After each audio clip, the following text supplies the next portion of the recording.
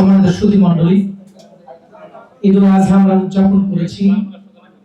আল্লাহ প্রতি আমাদের পরিপূর্ণ আনুগত্য, ভালোবাসা এবং আল্লাহর কাছে পরিপূর্ণ আত্মসমর্পণ একটি বড় শিক্ষা আমাদের এখানে ছিল। হযরত ইব্রাহিম আলাইহিস সালাম তিনি যেভাবে আল্লাহর যে কোনো সিদ্ধান্তের কাছে আত্মসমর্পণ করেছেন, আল্লাহ আহ্বান জানিয়েছেন, যখনই বলেছেন তিনি বলেছেন আসলামতু লিরাব্বিল আলামিন, আমি আমার মাবুদের কাছে পরিপূর্ণ আত্মসমর্পণ করলাম। তারই একটি সুন্নাত হিসাবে আমরা ঈদুল আজহা কোরবানি ঈদ উদযাপন করেছি।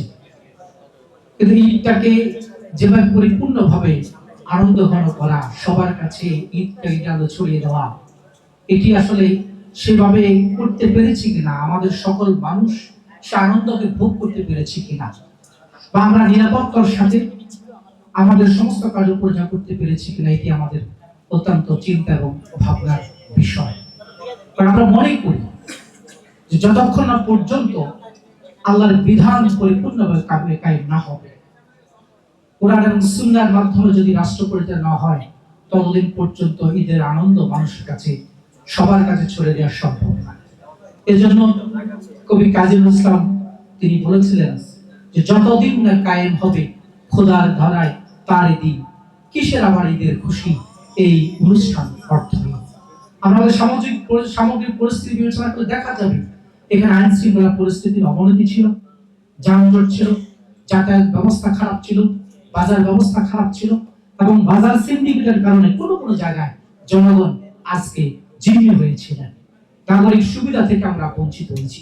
অতীতের সেই ফেসিবাদী সরকারের মতো, কর্তৃত্ববাদী সরকারের মতো এই সমস্ত অপকর্মগুলো পরিচালিত হয়েছে বর্তমান সরকার এবং সরকারের নেতা কর্মীদের মাধ্যমে।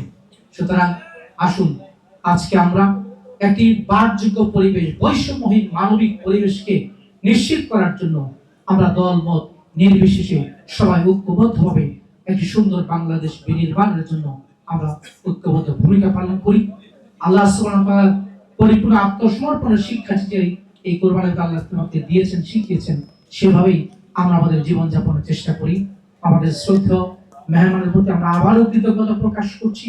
তিনি কষ্ট করে আমাদের মাঝে এসেছেন এবং উনি আমাদের জন্য যে নসিহতগুলো পেশ করবেন, আমরা সেইভাবেই আমরা চলার চেষ্টা করব এবং অন্ততপক্ষে ঢাকা 15 আসনকে আমরা সব দিক থেকে যেন একটি সমৃদ্ধ জনপদে পরিণত করতে পারি।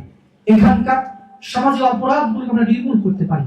কিশোর গ্যাং, মাদক থেকে আমাদের ছাত্রদের, আমাদের সন্তানদেরকে রক্ষা করতে পারি। চাঁদাবাজদের হাত থেকে আমাদের ব্যবসায়ীদের নিরাপদ ব্যবসার পরিবেশ তৈরি করতে পারি। এই জন্য সবাইকে সচেতন হওয়ার আহ্বান জানিয়ে আমি আমার বক্তব্য শেষ করছি। আসসালামু আলাইকুম ওয়া রাহমাতুল্লাহি ওয়া বারাকাতুহু।